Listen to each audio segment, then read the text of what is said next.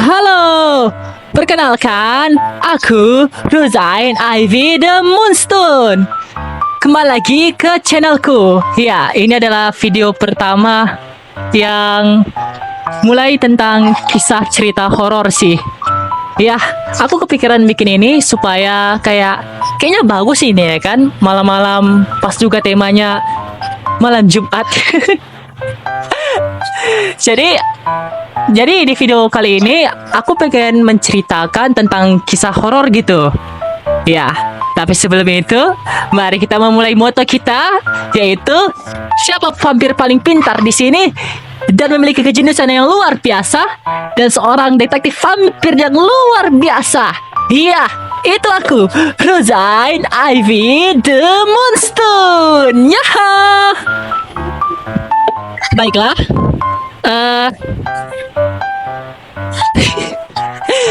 Kok aku gugup ya? Jadi untuk video kali ini aku mengundang seorang bisa dibilang dia dari channel lain gitu. Dia itu admin dari roleplay Minecraft. Iya, dia memiliki server yang luar biasa untuk Minecraft dia. Dan aku mengundang dia untuk bikin konten bersama gitu, collab. Iya, aku sudah mengundang dia berkali-kali, ngajak gitu kan di kolom komentar, ku DM. Cuman itu orang sombong kali. Tapi akhirnya dengan sedikit paksaanku, aku berhasil memujuk dia untuk collab bersama. Dan inilah dia orangnya yang bernama Kazuchi. Silakan beri tepuk tangan. Halo, halo.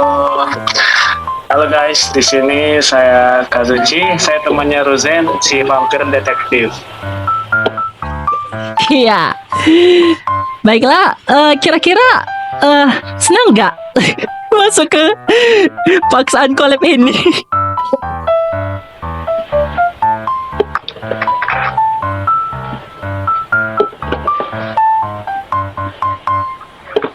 Halo Bang. Bang.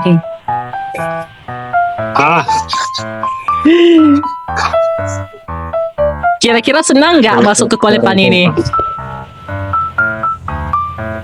Senang aja sih, apalagi collab sama VTuber ya kan. Walaupun sempat kupaksa berkali-kali ya untuk diundang ke video ini. Kira-kira apa nih yang buat akhirnya mau gitu collab sama aku ini? Gimana ya?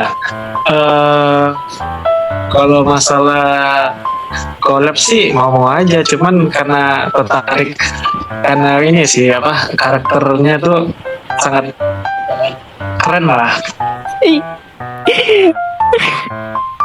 Kok aku jadi salting ya?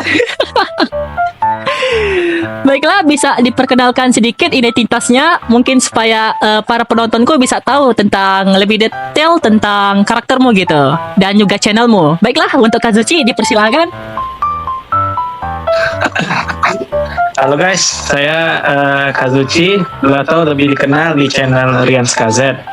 Saya admin dari roleplay Minecraft Izanami, dari mana saya di situ sebagai pembuat ceritanya lah. Nah, di sini juga saya bisa bilang content creator di Pokemon. Jadi ya seputar Pokemon sih. Baiklah, ya emang luar biasa sih Kazuchi ini. Kayak aku kan lihat gitu roleplaynya, kayak roleplaynya itu bagus banget gitu. Ya, pokoknya bagi kalian yang penasaran gitu kayak mana roleplaynya itu, kalian bisa cek gitu di channel dia. Emang aku akuin kayak dia membuatnya itu benar-benar niat gitu. Baiklah, jadi di sini kembali ke temanya.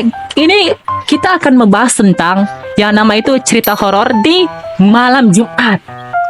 Iya, benar sekali. Dan kali ini untuk menceritakan, kami akan ganti-gantian menceritakan cerita horor. Yang pertama akan dimulai oleh Kazuchi selaku yang saya undang ke sini. Lalu yang kedua baru akan disambung oleh aku sendiri Rezain yang akan membacakan cerita horornya. Baiklah, berarti urutannya begitu ya. Fix ya. Kazuchi dulu, baru aku kemudian. Sepakat? Oke, sepakat. Sepakat aja ya. Baiklah. Tapi kayaknya ada yang kurang sih. Kira-kiranya Apa tuh? Kira-kiranya Kazuchi setuju ini videonya berdurasi berapa kira-kira? Kalau itu bebas sih sebenarnya mau berapa lama. Kalau sejam gimana? Karena jarang nih kayak admin dari Minecraft Izanami datang collab ke channelku itu jarang kali. Bahkan wujudnya itu susah banget loh. Nah, apa ya? Gak apa-apa sih cerita, intinya kalau editornya sanggup lah.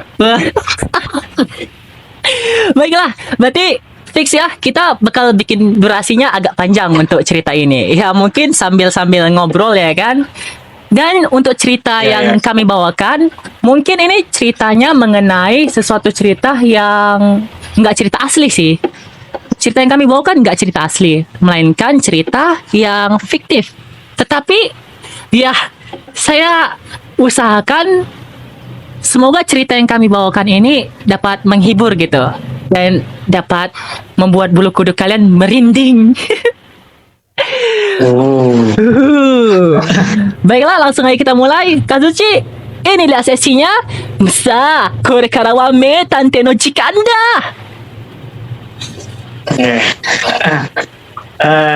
Dari saya duluan kan. Iya, benar. Dari tadi aku bilang gitu loh. Nah, di sini saya cerita aja sih tentang judulnya itu tentang rumah di ujung jalan tuh. Wah, judulnya itu kayaknya seram tuh. Iya dong. Nih ya ceritanya. Aku Di sebuah desa kecil. Aku tutup kuping boleh nggak nih? Aduh, janganlah. Lanjut. Di sebuah desa kecil yang terpencil, terdapat sebuah rumah tua di ujung jalan. Rumah itu dikenal oleh penduduk sebagai rumah darah. Tempat di mana berbagai tragedi terjadi, tidak ada berani yang mendekati, bahkan di siang hari pun. Konon, siapapun yang memasuki rumah itu tidak akan pernah keluar dalam keadaan yang sama. Waduh. Wah, kalau begitu gimana sang pencerita bisa menceritakan kisahnya kalau nggak ada yang bisa keluar dari rumah itu? Aduh, susah juga tuh. Perlu dipertanyakan Nah, itu. lanjut. Ya, lanjut. 20 tahun yang lalu, sebuah keluarga muda pindah ke rumah tersebut.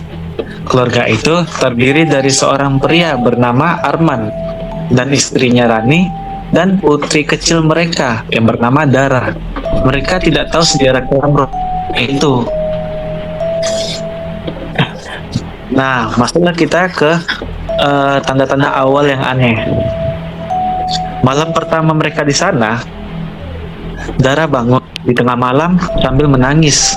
Ketika Rani menenangkannya, Dara berbisik, "Ibu, wanita di pojok kamar itu terasa menatapku terus-menerus." Waduh, makin mengerikan nih. Wah, gila sih. Kazuchi dapat cerita itu dari mana kok, bagus sekali. Dari orangnya langsung dong.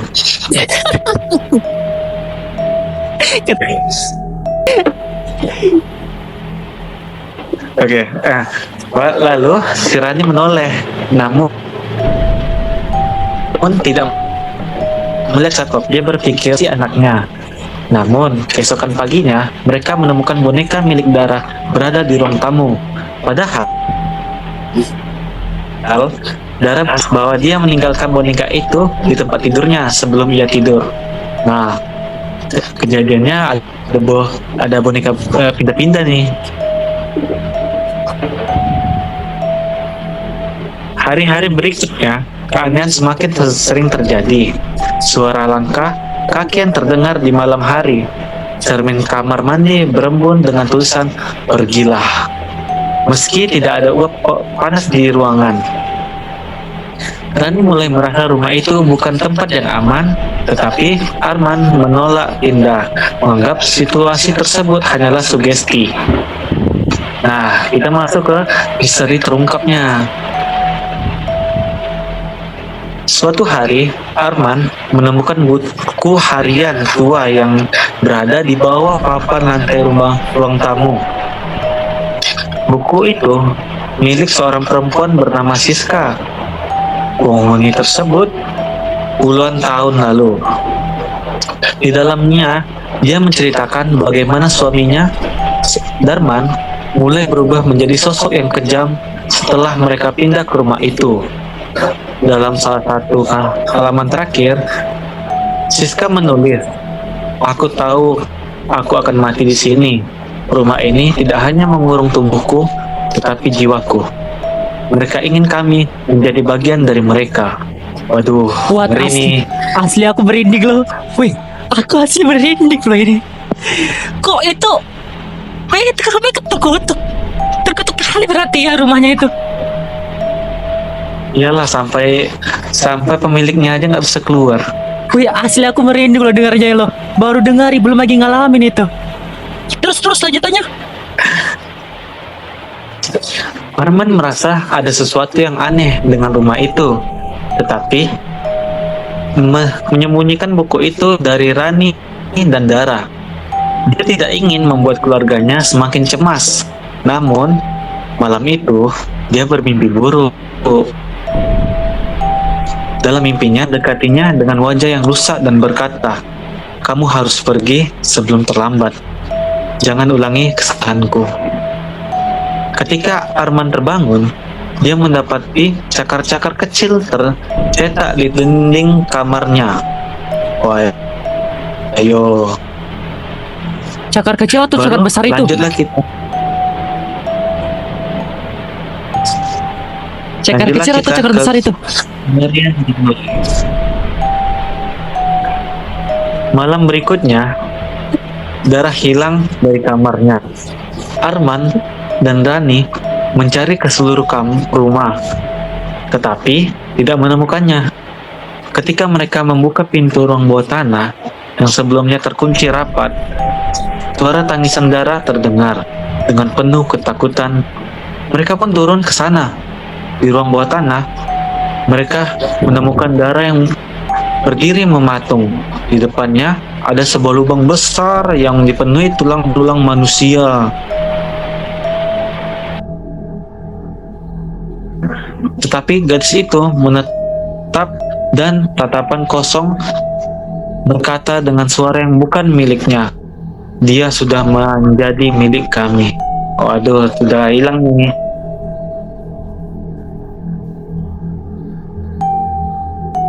Lampu di ruang bawah tanah tiba-tiba padam. Dalam keadaan gelap, suara bisikan, langkah kaki, dan jeritan menggema di seluruh ruangan. Arman menyalakan senter dari ponselnya dan melihat sekelompok sosok bayangan melingkari mereka. Wajah mereka kabur, tetapi mata mereka memancarkan kebencian.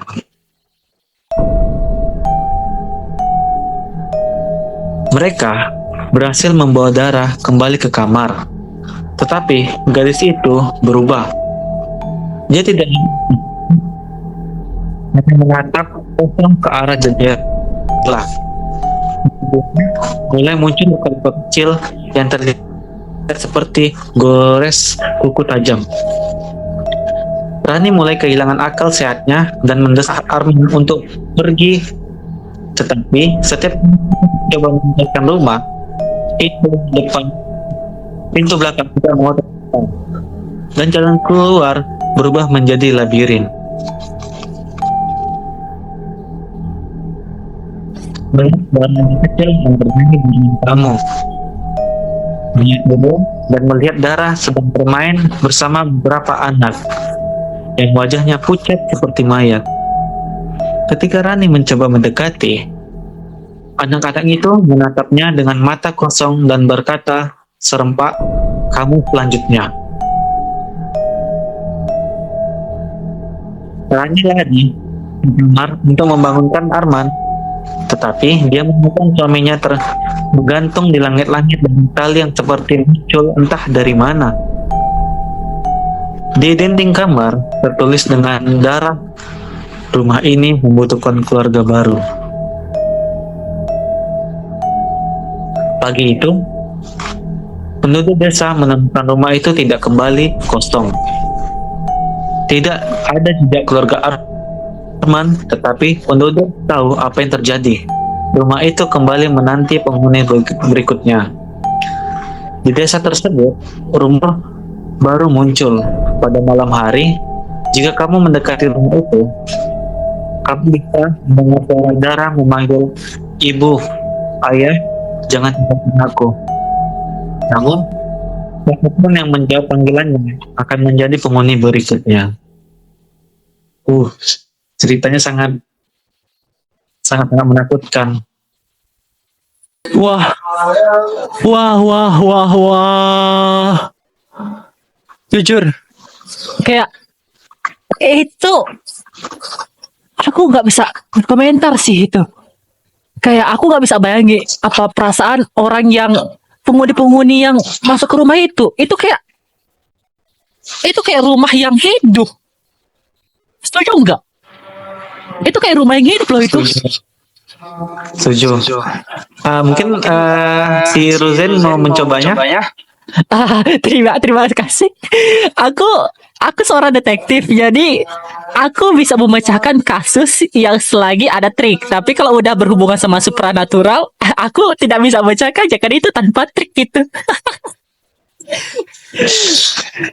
Jujur aja sih, aku orangnya penakut juga. Jadi ya pas kau membacakannya itu, aku kayak dari tadi, wah, aku menutup kuping dari tadi. Tapi biar adil gitu kan, nggak kututup kupingku. Tapi ceritanya sangat menakutkan sih, apalagi mereka yang sebagai pemiliknya itu tidak bisa keluar. Bayangkan lah, sudah terjebak di situ, terus kita jadi penghuni supernaturalnya. Jadi bisa aku ambil kesimpulan ya, bahwasanya itu rumah itu sebenarnya hidup. Rumah itu sebenarnya hidup dan dia membutuhkannya namanya itu tumbal. Dan tumbal yang dia butuhkannya itu kayak keluarga-keluarga yang menghuni rumah itu. Jadi kayak gimana ya? Setiap dia membutuhkan kehidupan gitu. Biasanya rumah-rumah yang kayak gitu yang emang hidup, dia membutuhkan tumbal. Dan di bagian terakhir kan itu dijelaskan bahwasanya aku membutuhkan keluarga yang baru. Berarti dia membutuhkan kehidupan yang berikutnya. Kira-kira kesimpulannya begitu sih untuk cerita yang Kazuchi bawain. Gimana? Kalian penonton setuju nggak kira-kira kesimpulan gitu? Kalau aku berpendapat sih begitu. Setuju sih. Apalagi memang mereka membutuhkan keluarga baru. Iya, dari situ kan kita bisa tahu bahwasanya rumah itu dia emang hidup dan dia membutuhkan kehidupan dengan cara menumbalkan yang namanya itu kayak memakan lah gitu, memakan jiwa-jiwa keluarga yang menghuni dia gitu, menghuni rumah itu. Betul loh. Gue ngebayangin gimana kalau misalnya rumah yang hidup itu sebenarnya itu rumah yang ku tempati sekarang gitu. Aku cabut aku dari sini. Hati-hati loh. Mana tahu di basementnya kan. Kalau gitu Kazuchi berhati-hati juga. Mana tahu di atas lotengmu itu ntar gitu. Waduh, ngeri juga. Baiklah, berikutnya untuk giliranku yang untuk membacakan cerita horor ya. Untuk cerita yang dibacakan Kazuchi cukup menegangkan sih dan itu sungguh bikin aku merinding. Gimana untuk kalian? Kalau aku sih merinding ngebacanya. Baiklah biar gantian gitu giliranku yang ngebacakan cerita sekarang. Sih, mulai deh. Mode-mode naratorku itu bangkit sekarang. Waduh. Baiklah, saya akan membawakan sebuah cerita yang di mana cerita ini jujur belum pernah aku baca sebelumnya sih. Aku dapat cerita ini secara random dan ini jujur belum pernah aku baca kan cerita ini. Jadi walaupun aku dapat ceritanya tapi aku belum pernah baca cerita ini. Jadi kita bakal tidak tahu gimana yang akan terjadi di cerita ini. Sama-sama nggak tahu gitu. Baiklah, saya akan mulai ngebacakannya secara pelan-pelan. Judul ceritanya berjudul Malam Tanpa Akhir. Malam itu Dari judulnya aja udah Karin ngeri sedang tuh. sendirian di rumah. Orang tuanya pergi menghadiri acara keluarga di luar kota. Meninggalkan pesan singkat. Kami akan pulang besok pagi. Jangan lupa kunci semua pintu dan jendela. Bagi Karin, malam sendiri bukan hal yang baru. Ia sering menikmati kesendirian dengan membaca buku-buku atau menonton film horor. Ironisnya, justru yang membuatnya merasa lebih berani. Tapi, malam ini terasa berbeda. Ada sesuatu di udara yang membuatnya merasa tak nyaman. Karin duduk di sofa. Ia duduk di sofa ruang tengah. Sambil menonton film kesukaannya, angin dari luar meniup tirai tipis di jendela, menciptakan bayangan samar di dinding. Bayangkan, suasana malam terasa benar-benar mencekam pada saat itu. Dan ia adalah gadis yang sendirian di rumah. Jam menunjukkan pukul 10 malam ketika ia mendengar suara ketukan di pintu depan. Karin menjawab, "Siapa malam-malam begini sih?" gumamnya. Ia mendekati pintu dengan ragu, melirik melalui lubang. Tidak ada siapa-siapa. Pikirannya mencoba meyakinkan dirinya sendiri bahwa itu hanya suara ranting yang terbawa angin. Namun, saat ia kembali duduk, ketukan itu terdengar lagi. Kali ini lebih keras. Karin menelan ludahnya dan membuka pintu sedikit, hanya untuk melihat halaman depan yang kosong diterangi lampu teras. Ia menutup pintu dengan cepat, mengunci dengan rapat-rapat, dan berusaha melupakan kejadian aneh itu. Tapi perasaan ia sedang diawasi mulai muncul. Ia menyalakan semua lampu di ruang tengah untuk mengusir bayang-bayang yang tampak seperti bergerak. Pukul 11 malam. Karin mendengar suara dari lantai, seperti langkah kaki, pelan tapi tak teratur. Padahal, ia tahu betul ia satu-satunya yang ada di sana. Ia berdiri dengan jantung berdegup. Cukup, berdegup. Mencoba meyakinkan bahwa itu hanya suara rumah yang berderak akibat angin malam. Tapi langkah itu terus terdengar. Bergerak ke arah, bergerak terus. Dan benar-benar suara yang sangat mencekamkan. Suara itu bergerak, terdengar bergerak, dan arahnya itu dari tangga. Berbekal keberanian yang tersisa, ia memanggil, "Siapa di sana?" Tapi tak ada jawaban. Hanya keheningan yang memekakan telinga. Ketika suara itu berhenti, ia mengira semua sudah selesai.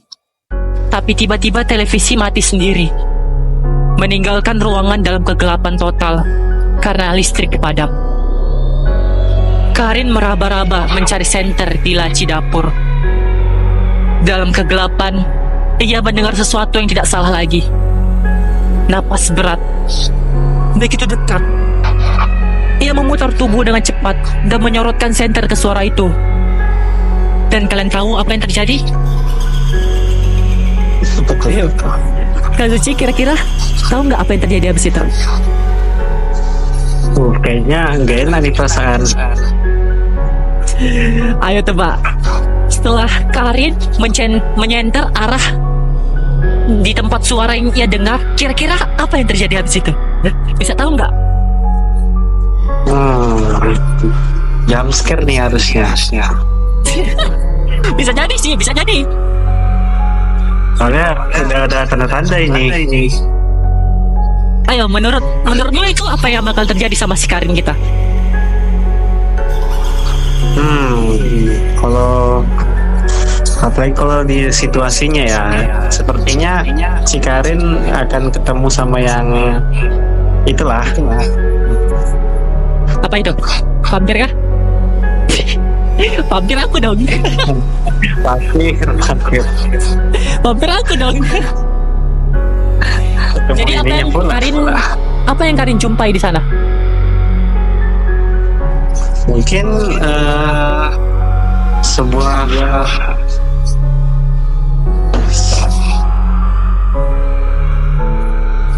sebuah apa yo? Malah main kayak teka-teki jadinya. Aduh.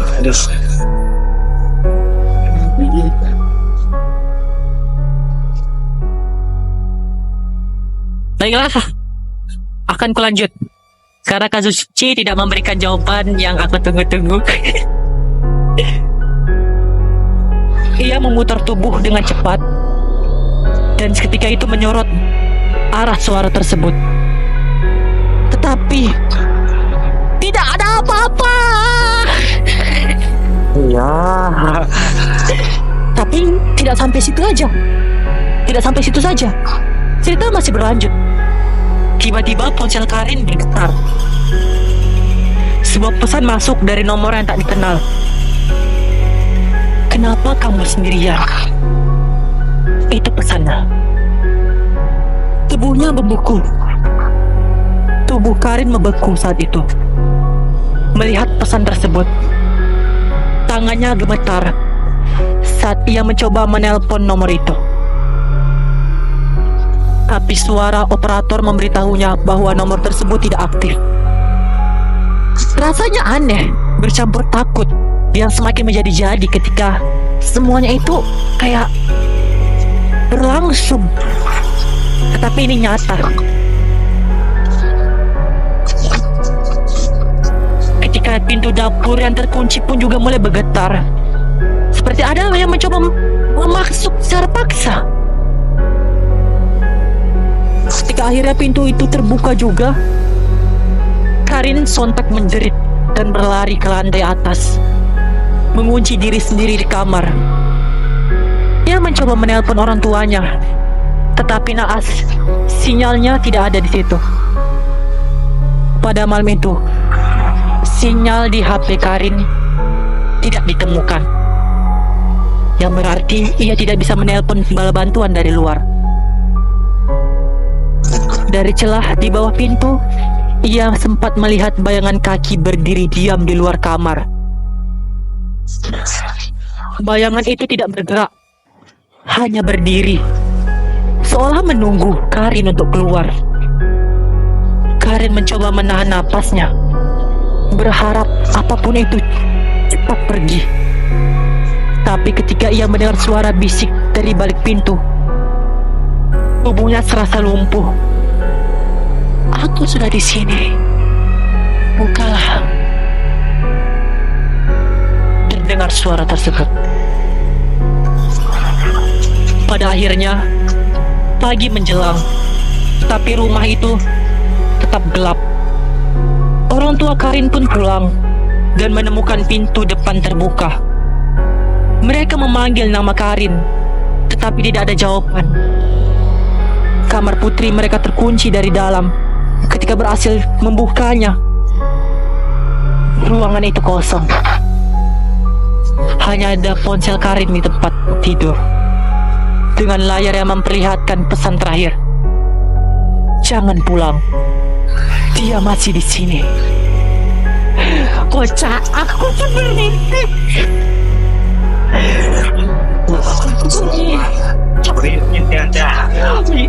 Aku jujur aku nggak tahan kalau misalnya cerita horor. Aku cerita horor aku nggak tahan. Dan ini belum aku baca sama sekali ceritanya.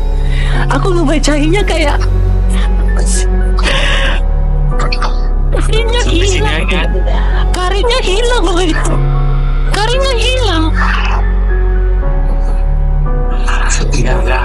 Wah nggak tahu. Wah nggak tahu aku itu karirnya hilang itu kemana karirnya itu coba.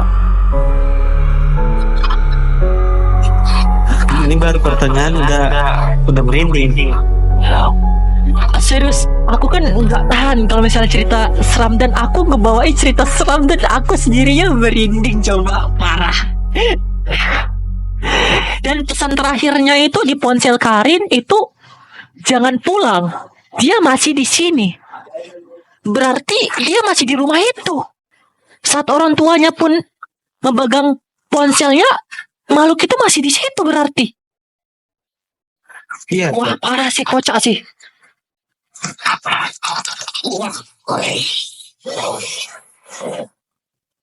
Aku nggak bisa ngebayangin sih itu. Kayak dia masih sempat meninggalkan pesan itu untuk orang tuanya coba.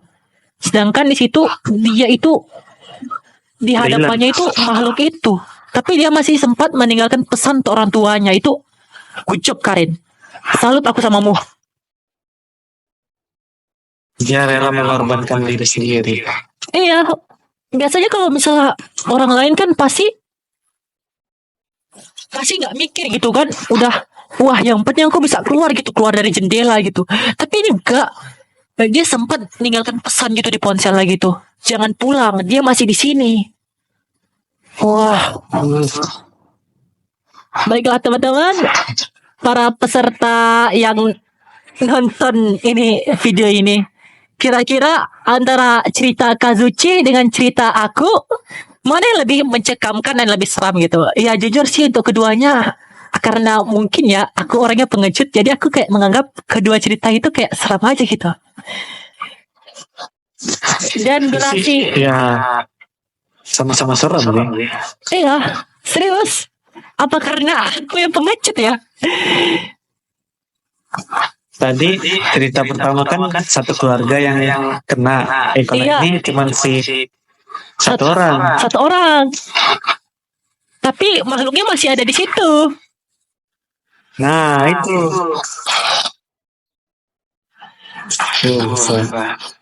Sepertinya nih nggak bisa tidur tenang nih nanti malam. Iya dong. Malam Jumat mulai ini. Aku memilih malam yang salah kayaknya di malam Jumat.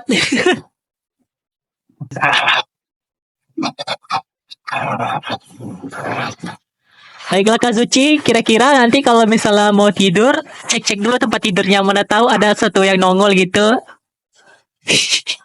Wah jangan dong. Nanti tidur kamu pula kan jadinya. Durasinya lumayan panjang sih. Mau kita panjangi lagi atau kita sudahi? Aduh. Ini sanggup nanti dah.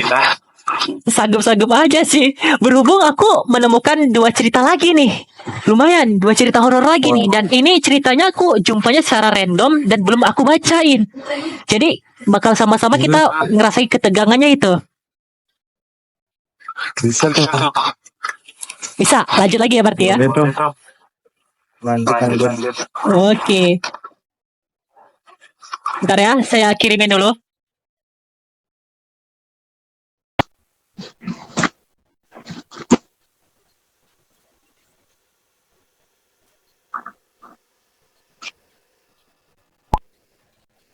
Nah itu tuh ceritanya. Dimulai dari Kazuchi kembali. Baiklah, mari kita dengarkan sama-sama kisahnya. Ya, cerita yang pertama ya. Iya. Nih, judulnya Suara di Balik Pintu. Aduh, dari judulnya ada Kenapa ceritanya berhubungan sama rumah terus ini? Padahal aku jumpanya secara random loh. Nih, ceritanya nih. Malam itu, Alina sedang sendirian di rumah. Orang tuanya pergi ke luar kota, meninggalkan dia dengan pesan untuk tidak lupa mengunci semua pintu dan jendela.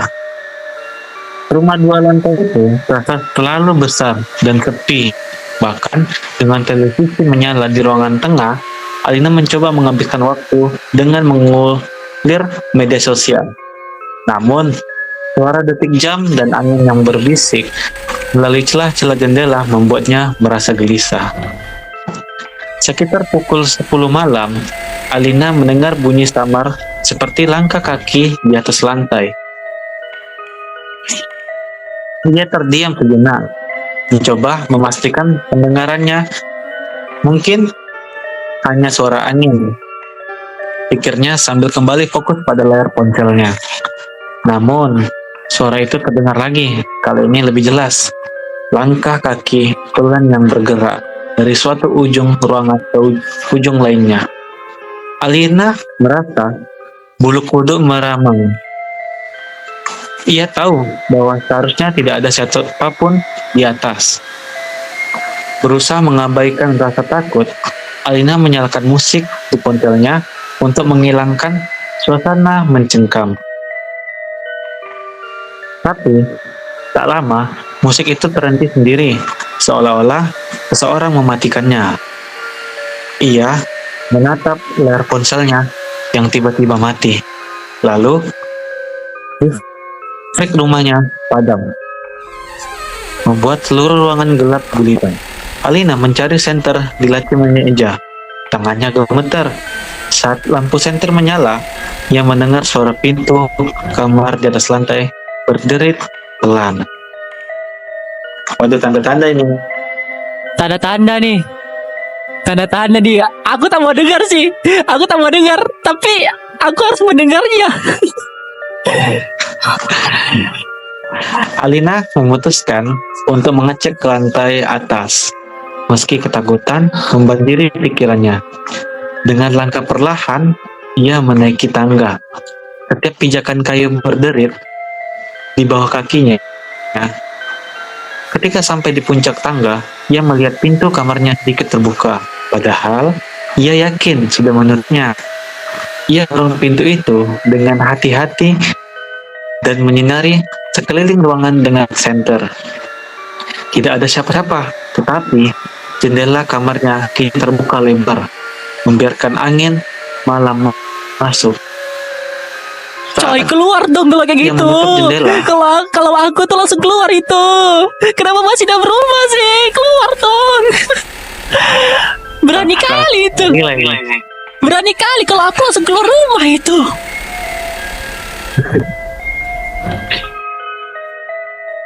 Tutup jendela dan berbalik. Pintu kamar tiba-tiba tertutup keras dan di belakangnya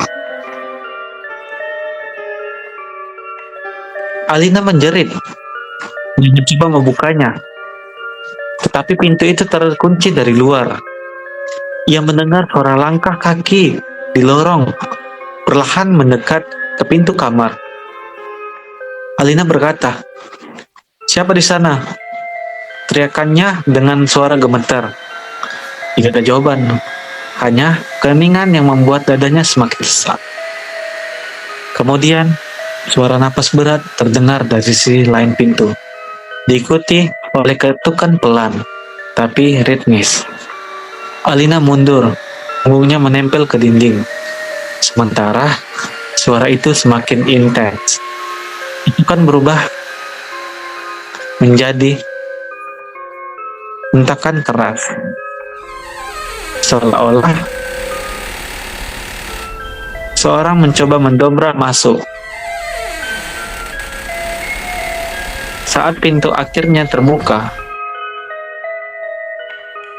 ia melihat sosok tinggi berjubah hitam dengan wajah yang tidak sepenuhnya manusia. Sosok itu bergerak mendekatinya dengan perlahan. Tangan kurusnya terlentur ke arah Alina. Alina, jangan mati Alina.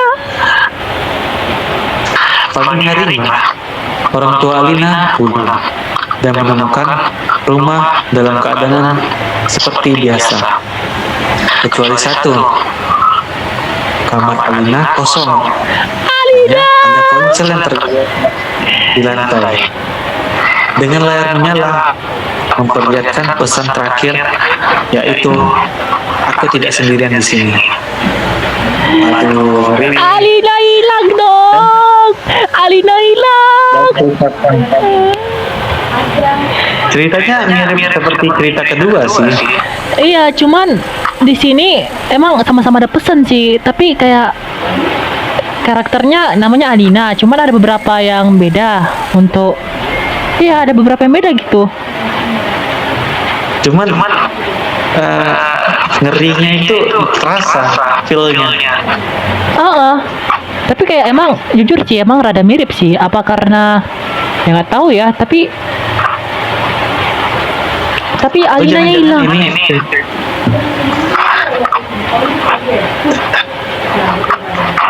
Atau jangan-jangan ini ceritanya cerita asli. Gak tahu ya. Tapi kalau misalnya ini cerita asli ya kan, yang menyampaikan cerita ini siapa coba? Alina udah hilang coba itu.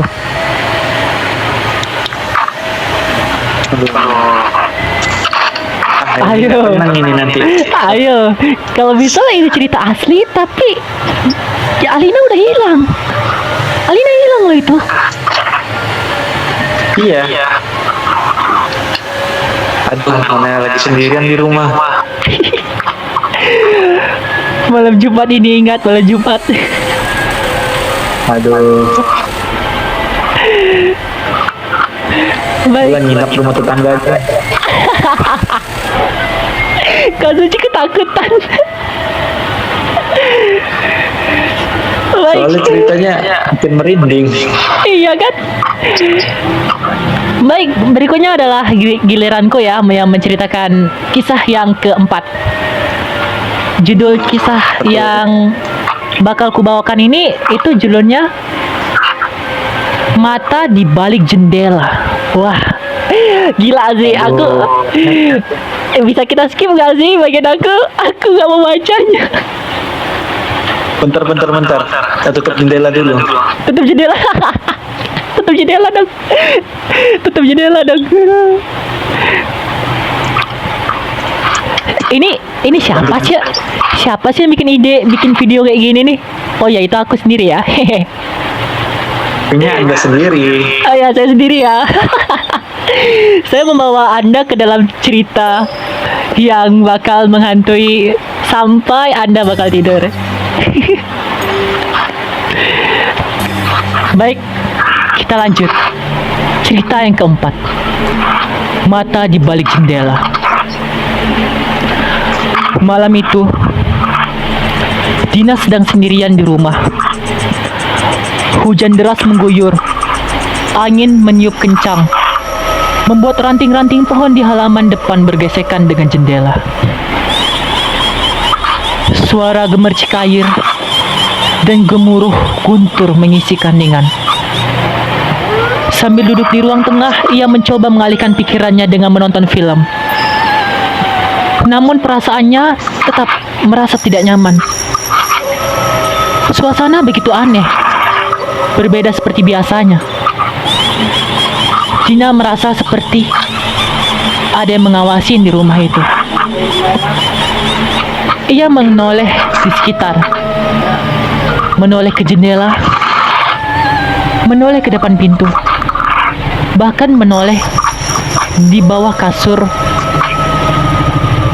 yang ia duduki. Sofa. Tapi ia tidak menemukan apa-apa, tidak ada kejanggalan aneh. Tetapi perasaan tidak bisa menipunya. Perasaannya tidak bisa menipunya sama sekali. Jam menunjukkan pukul 1.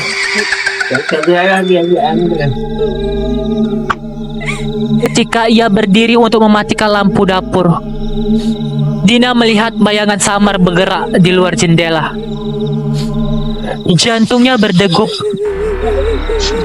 Ia coba meyakini bahwasanya tidak ada apa-apa. Itu semuanya halusinasi dia. Namun ia kembali merasa aneh. ada sesosok bayangan yang lewat. Ia coba memperhatikan sosok bayangan tersebut. Tetapi semakin ia melihat, itu bukanlah sebuah sosok bayangan, melainkan sesosok perempuan berambut panjang dengan mata yang merah, sedang memperhatikan dirinya.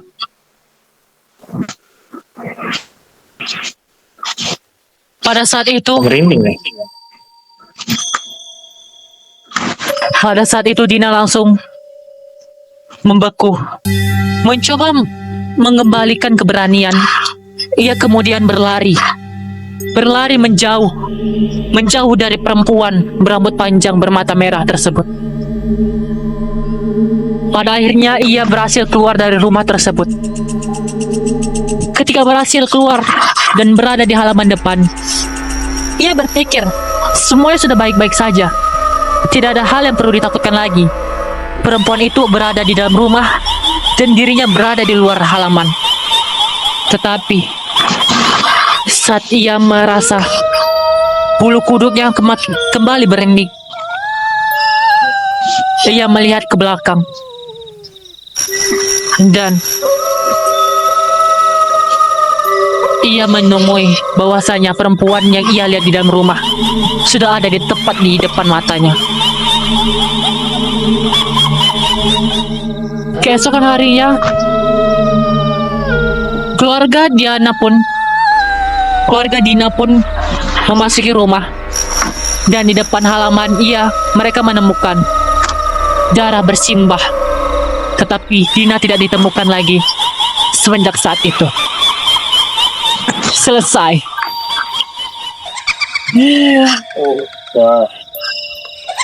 Ya, untuk cerita yang keempat ini menurutku ya, untuk cerita yang keempat ini kayak suasana seramnya sih masih kurang. Lebih seraman cerita pertama, kedua, sama ketiga. Untuk yang keempat kurasa masih kayak kurang aja gitu. Cuman ini latarnya ini selalu di rumah. Iya, di rumah sih emang.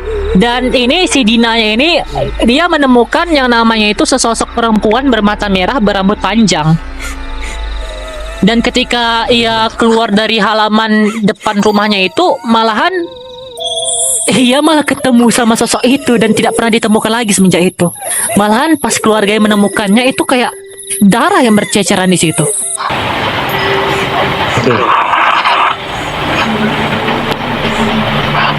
Lebih ke ini sih, kayak misteri jadinya. Waduh, perlukah saya pecahkan misterinya itu?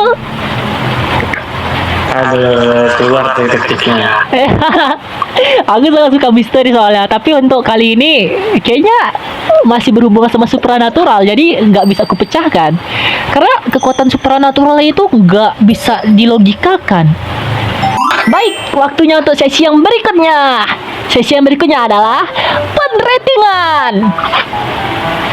Baik, di sesi yang kali ini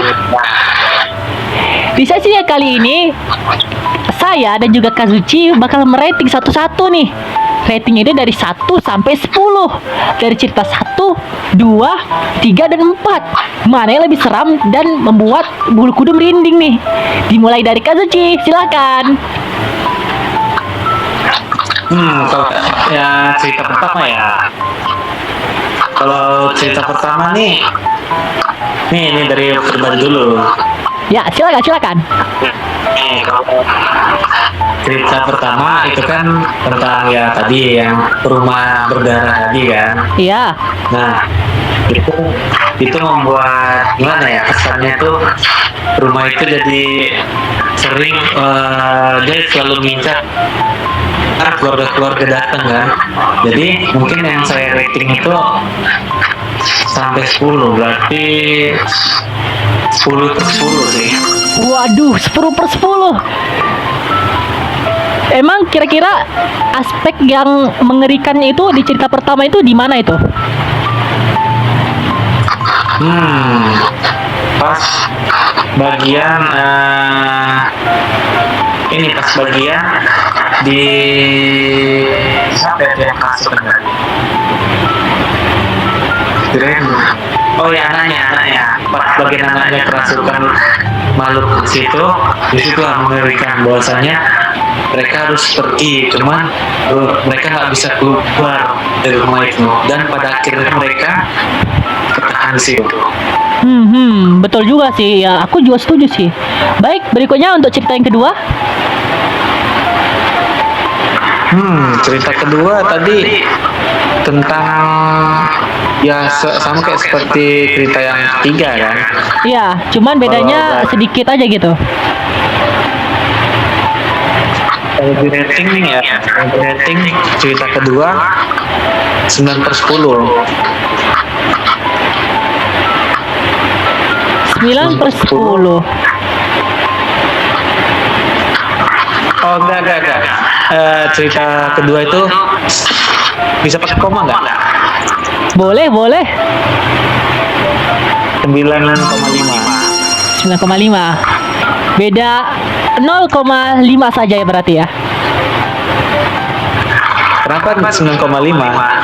Kenapa nggak 9? Karena cerita ketiga kan konsepnya sama. Nggak sama sih, maksudnya latarnya tuh hampir mirip. Jadi yang untuk 9-nya itu di cerita ketiga. Masuk akal sih. Kira-kira aspek yang bikin bumbu seramnya itu di cerita kedua itu apa kalau boleh tahu? Sebenarnya tadi adegan seramnya itu pas bagian siapa karakter utamanya tadi? Si Karin yang dia sendirian di dalam rumah. Ya tuh, pas dia ngadep belakang, itu expect-nya kan jump scare kan, rupanya Iya. kosong.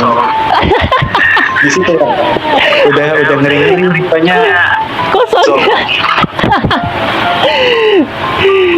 Bertanya-tanya gitu. Apa yang dijumpai? Rupanya nggak ada. Padahal udah merinding nih ya kan. Oke, next ke cerita yang ketiga. Kira-kira ada rating berapa ini dari Kazuchi? Nggak jauh beda dari cerita kedua, cuman karena lebih ngeri yang cerita kedua, berarti saya rating 8,5 lah. 8,5. Lebih rendah juga. Kira-kira aspek yang bikinnya itu masih bisa dikasih rating 8,5 itu apa? Di cerita ketiga ini. Agar naik lagi atau gimana? Boleh sih, mana-mana aja boleh. Karena kalau misalnya ini ya, kenapa 8,5 itu karena kalau dari segi horornya dapat 9/10 lah. Cuman karena ceritanya hampir sama dengan yang tadi, jadi ya 8,5. Oh, begitu. Betul juga sih. Nggak salah sih.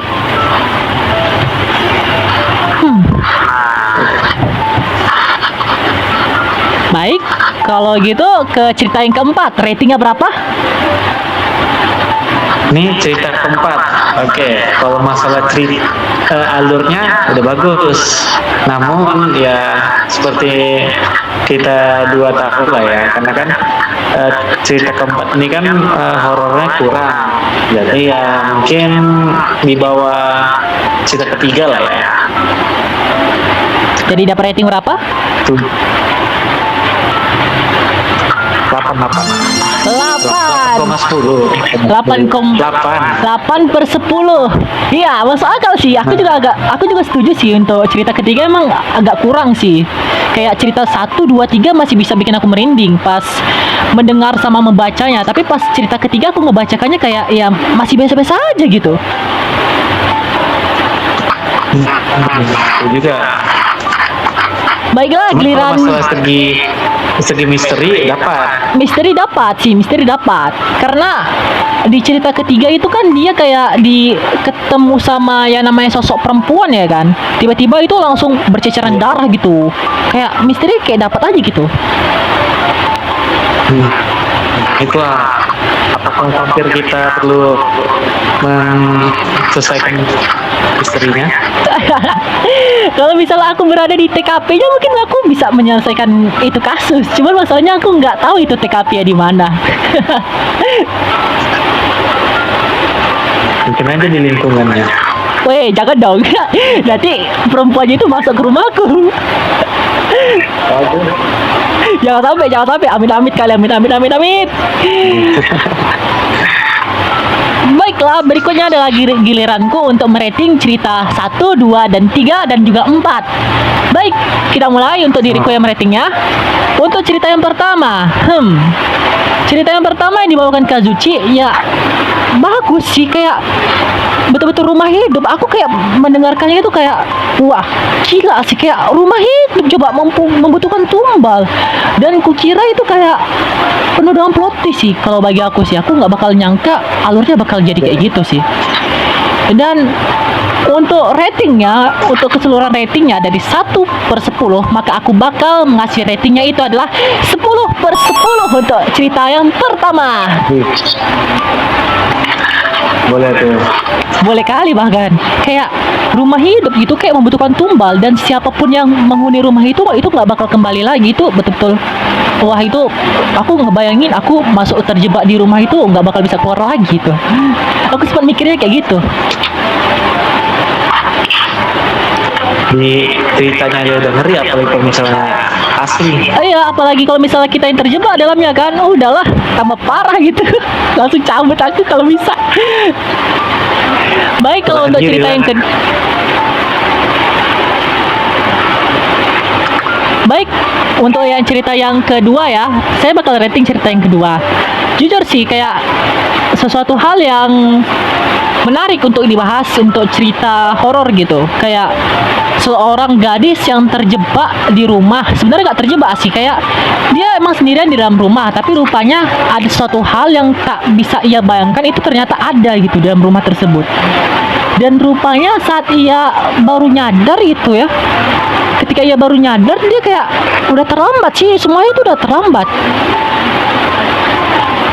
Dan bagian yang seram di cerita kedua sih, ini jujur ya, aku pas menceritakan cerita kedua itu, yang bagian seram itu pas si Karin ya, dia itu tiba-tiba dapat pesan dari nomor yang nggak dikenal itu. Tiba-tiba pesannya itu gini, kenapa kamu sendirian? Wah itu parah sih, itu langsung itu aku langsung merinding sih di situ. Iya, kayak kok bayangin ya, kok lagi santai di rumah malam hari jam 10 malam gitu, nonton TV sambil ditemani keripik ya, ada santai kali nih.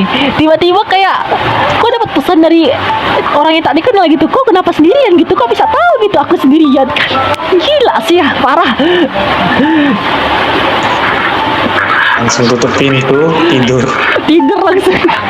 Enggak sih, kalau aku sih langsung pergi dari rumah ke gedor pintu tetangga, minta tolong, wah bukain wah. rupanya tetangganya yang ngasih. Berarti itu di prank berarti ya. Baik, untuk cerita yang kedua, untuk sesi horornya betul-betul terasa sih. Dan aku bakal ngasih rating yang sama juga, 9,5/10 untuk cerita yang kedua. Untuk saat ini kayaknya kami masih satu pemikiran sih, satu hati lah gitu ya. Baik, untuk cerita yang ketiga ya, jujur sih untuk cerita yang ketiga sih emang rada-rada agak mirip sih untuk cerita yang kedua. Cuman ya emang ada beberapa aspek yang membuatnya itu berbeda dan memiliki ciri khasnya sendiri. Dan untuk kisah horornya itu, untuk kemerindingan itu masih dapat sih, jujur masih dapat. Dan aku bakal ngasih ratingnya itu 8/5, sama kayak yang di rating Kazuchi juga, 8/5. 8,5/10. 8,5/10 apa sih? salah 8,5/10. Nah itu rating gue untuk cerita yang ketiga. Ya. Nah, untuk cerita keempat gimana tuh? Nah, ada cerita yang keempat nih ya. Cerita yang keempat ini jujur literally sih kayak kurang, horornya itu kurang, untuk segi horor itu kurang. Dan ya, tapi yang bakal bisa jadi aspek pertimbangan itu kalau misal dari kisah cerita pertama, kedua sama ketiga itu nggak ada kayak ngasih detail kayak detail darah gitu. Tapi di cerita yang ke Ya. ya kan, 1, 2, 3 itu nggak kasih detail kayak kasih detail darah, tapi kayak cerita yang keempat dan terakhir ini kayak kasih detail gitu bahwasanya si ceweknya ini emang ditemukan itu tidak ditemukan, tapi malah bersimbah darah gitu. Jadi itu kayak yang bikin aspek Iya. bagus ya sih di situ, jujur. Dan aku bakal ngasih ratingnya itu 8,5 tetap. Walaupun tidak seram, tapi 8,5 masih pantas untuk cerita yang keempat. Misterinya karena dapat ya. Iya, betul. Habis itu apa? Ngapain lagi tadi? Mungkin mana tahu buat kesan dan pesannya kan ceritanya. Kesan dan pesan ya. Kalau aku sih kesan dan pesannya adalah yang pertama, jangan pernah masukin rumah kalau emang rumahnya itu aneh. Jangan pernah jangan pernah masukin rumah yang nampaknya itu aneh. Udah tahu aneh, kenapa mesti dimasukin gitu? Perkara. Jadi berkara. Kalau untuk Kazuchi itu gimana tuh kesan dan pesannya? Saran jangan cari rumah yang sendirian, karena kalau misalnya kejadian kayak cerita tadi itu kan kayak rumahnya tuh selalu sendiri, jadi nggak bisa minta pertolongan. Jadi carilah rumah yang rame. Betul. Mantap juga itu. Aku setuju. Karena kalau misalnya ada apa-apa gitu kan, langsung cabut, langsung minta tolong gitu ya kan. Jadi mudah gitu kan. Apalagi ini ada rumahnya aneh, maupun ditinggali. Betul. Jadi pokoknya jangan milih rumah yang walaupun harganya murah, tapi kalau misal aneh itu jangan dipilih ya. Jadi kayak mending harga mahal tapi itu rumah itu emang mudah aman gitu.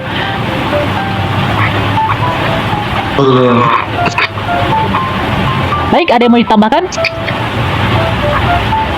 Cukup sih. Oke, berarti bisa kita tutup ini videonya. Baik. Udah sejam. Betul sih, udah sejam sih. Tapi bakal aku edit sih biar nggak sampai sejam videonya. Baiklah, begitu saja untuk video kita mengenai pembahasan kisah horor pada malam Jumat ini. Bagi kalian yang suka, silahkan disupport ya gitu channelku dan juga channelnya Kazuchi di Izanami. Apa nama channelnya? Rian KZ.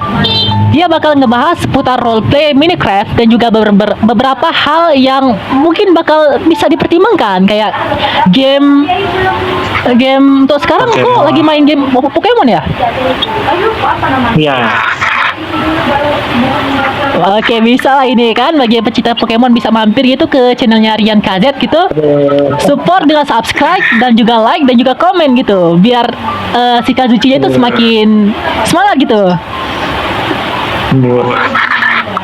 Tapi betul kan nama channelnya kan Rian KZ kan? Ya, dan Kazer. Jangan lupa di support ya teman-teman ya. Dan juga bagi kalian yang suka video pembahasan kayak kisah horor kayak gini, mungkin bakal bisa saya bahas lagi dan bisa saya buatkan lagi kalau misalnya kalian emang tertarik gitu dengan cara kalian komentar gitu kayak di videoku ini. Baiklah, mungkin sekian yang dapat kami bawakan untuk cerita horornya. Terima kasih telah menonton. Jangan lupa di support channelnya Rian KZ selaku adminnya Kazuchi. Baiklah, kita bertemu lagi di video berikutnya. Saya Ruzan Ivy The Moonstone. Saya pamit undur diri. Dan juga Kazuto. kami berdua pamit undur diri. Bye-bye.